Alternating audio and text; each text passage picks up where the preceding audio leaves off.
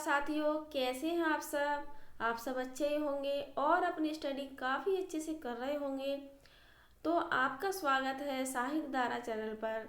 और अगर आप इस चैनल पर नए हैं तो सबसे पहले सब्सक्राइब कीजिए और बेल आइकन ज़रूर प्रेस कीजिए, जिससे मेरा जो भी नई वीडियो आए उसका नोटिफिकेशन आपको ज़रूर मिले। तो मित्रों, देर ना करते हुए हम अपने प्रश्नों की ओर चलते हैं। और आज अत्यंत महत्वपूर्ण आदिकाल से प्रश्न है, जिसे आप अपना मॉक टेस्ट के रूप में लगाकर आकलन कर सकते हैं। और अपना स्कोर मुझे ज़रूर शेयर कीजिए कि आपके कितने प्रश्न बन रहे हैं। तो पहला प्रश्न है आपके आगे, और आप अपना आंसर चूज़ कर लीजिएगा, आपका आंसर कौन सा सही है। बाकी का मैं आपको बताती चलूँगी कौन सा आंसर सही है। पहला प्रश्न है, ढोला मारू रा दुहा किस क्षेत्र का लोकप्रिय लोक भाषा काव्य रहा है। तो ऑप्शन है उत्तर प्रदेश, महाराष्ट्र, राजस्थान या फिर गुजरात। तो क्या है इसका सही आंसर? इसका सही आंसर है राजस्थान। अगला प्रश्न है, जयदेव के गीत गोविंद का विशेष प्रभाव किस कवि पर माना जाता है। किस पर माना जाता है? मीराबाई पर, जी स्वामी, विद्यापति या फिर सूरदास पर। तो आप बताइए इसका सही आंसर क्या है। इसका सही आंसर है विद्यापति। अगला प्रश्न है, आदिकालीन साहित्य में वीर रस की रचनाओं के लिए किस शैली का प्रयोग किया गया है। तो वीर रस के लिए जो रचनाएं थी उसमें किस शैली का प्रयोग किया गया है। तो डिंगल का, कवित्त सवैया, पिंगल या फिर दोहा चौपाई। तो इसका आंसर सही क्या है? डिंगल शैली का प्रयोग इसमें किया गया है। अगला प्रश्न है, अभ्रंश शब्द का प्रयोग सबसे पहले कहाँ देखने को मिलता है। तो हिंदी साहित्य का इतिहास आचार्य रामचंद्र शुक्ल की बुक आपने पढ़ी होगी, तो इसका आंसर आप बड़े आसानी से लगा लोगे। तो ऑप्शन है सूरदास की रचनाओं में, तुलसीदास की रचनाओं में, भरत मुनि की रचनाओं में या फिर राजा धारसेन द्वितीय के शिलालेख में।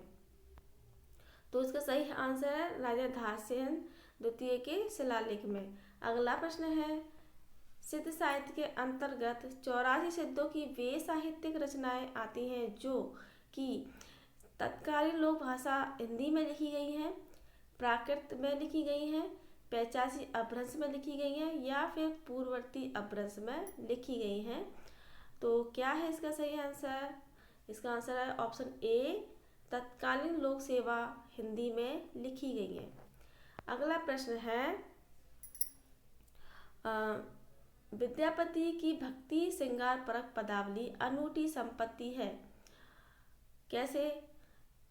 हिंदी साहित्य के संक्रमण काल की, हिंदी साहित्य के मध्यकाल की, हिंदी साहित्य के उत्तर मध्यकाल की, या हिंदी साहित्य के आदिकाल की। विद्यापति किस काल के कवि थे? तो आपको ये पता होगा, तो आपको आंसर भी पता ही होगा। तो इसका सही आंसर है हिंदी साहित्य के आदिकाल की विद्यापति की रचना, जो रचना थी फुटकल, प्रकरण 4 में फुटकल पर रखी गई है। आला खंड का वास्तविक स्त्रोत ग्रंथ है, जो आला खंड है उसका वास्तविक स्त्रोत ग्रंथ कौन सा है। कुमार रासो, परमार रासो, विजयपाल रासो या फिर पृथ्वीराज रासो। तो इसका सही आंसर है परमार रासो। अगला प्रश्न है, मऊअर बुझई कुसुम रस कब कलासु छैल सज्जन पर उर आर मन दुज्जन नाम मैल। तो यह पंक्ति किसकी है? सरहपाद की, जयदेव की, विद्यापति की या फिर उमापति की। तो ये प्रीवियस ईयर प्रश्न है और ये पंक्ति पूछी गई है, तो इम्पोर्टेंट है, आप इसको ध्यान से देखिएगा। तो इसका सही आंसर है विद्यापति की। अगला प्रश्न है, आदिकाल हिंदी को एक भिन्न प्रकार की हिंदी मानते हुए उसे हिंदी भी कहा। जो हिंदी भाषा थी खड़ी, उसको हिंदी भी किसने कहा आदिकाल को? आदिकाल की जो हिंदी थी, तो राहो सांस्कृतियायन ने, अमीर खुसरो ने, डॉक्टर श्याम सुंदर दास ने या फिर क्षिति मोहन सेन ने। तो ये कहा है अमीर खुसरो ने। अगला प्रश्न है, एक थाल मोती से भरा, सबके सिर औंधा धरा, चारों ओर वह थाली फिरे, मोती उससे एक न गिरे। पंक्तियाँ किसकी हैं? विद्यापति की, अमीर खुसरो, कबीर, अमीर खुसरो या फिर जायसी। तो सबको पता होगा इसका आंसर। तो इसका सही आंसर है अमीर खुसरो। अगला प्रश्न है, निम्नलिखित में से कौन सी विशेषता लोक साहित्य में नहीं आती है? लोक साहित्य में नहीं आती है, नहीं पूछा है। तो इसका सही आंसर है, इसमें सहजता और स्वाभाविकता होती है, यह परंपरा में प्रचलित हो रहता है, इसमें शास्त्रीयता होती है, यह मौखिक होती है। तो इसका सही क्या है आंसर? इसका है इसमें शास्त्रीयता होती है, जो कि गलत है। अगला प्रश्न है, स्वयंभूकृत पयमचर्यु की कथा किससे संबंधित है? किससे संबंधित है ये? कृष्ण कथा, राम कथा, बौद्ध कथा या फिर शक्ति कथा? तो सही आंसर है राम कथा पर आधारित है ये। अगला प्रश्न है, निम्नलिखित पंक्तियों को उनके रचयिताओं से असम्मिलित का चयन कीजिए। जो असम्मिलित है उससे चयन करना है। तो पहला ऑप्शन है, नगर बाहिरे डोमी तोहरी कुड़िया छाई क्या पाखा है, कागा तरवर पंचवड़ा सरा पाखा है, कड़वा बोलना बोलिस नारी नरपति नलका, या मेरा जोबना नवेला भयोरे गुलाल। ये किसका? ये अमीर खुसरो का है, इसमें ऑप्शन नहीं दिया गया है।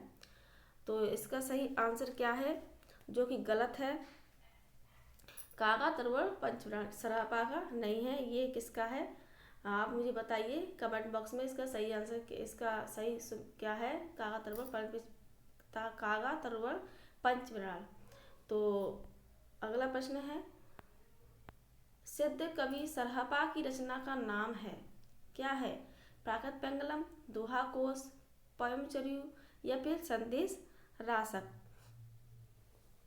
तो क्या है इसका सही आंसर?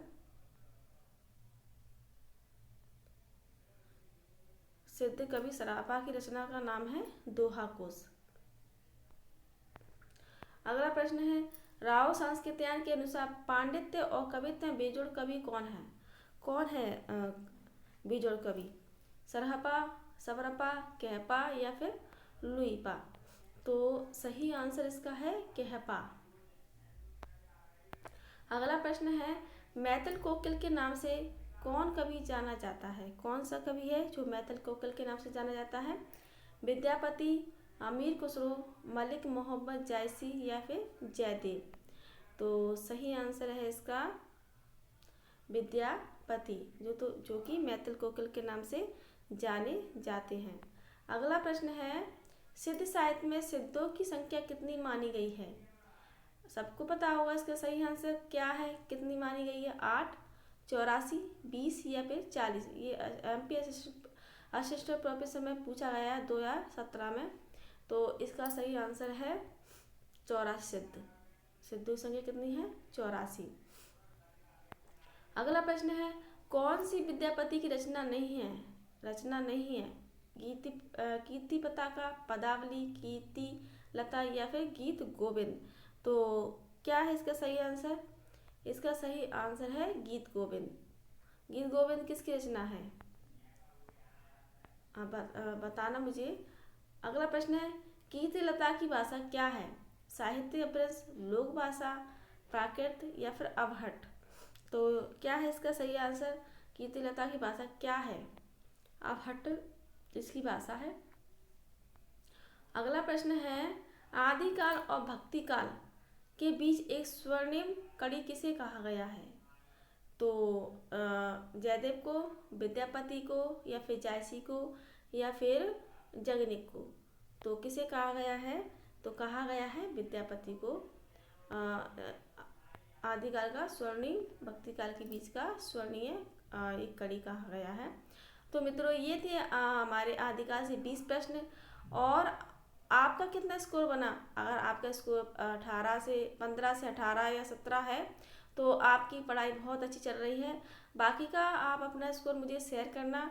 और आपको अगर मेरी वीडियो अच्छी लगती है और ये प्रश्न अच्छे लगते हैं तो मुझे कमेंट बॉक्स में ज़रूर बताएं। तो मैं ऐसे ही और वीडियो लेकर आऊँगी। और वीडियो को देखने के लिए अंत तक देखने के लिए बहुत बहुत आभार, धन्यवाद।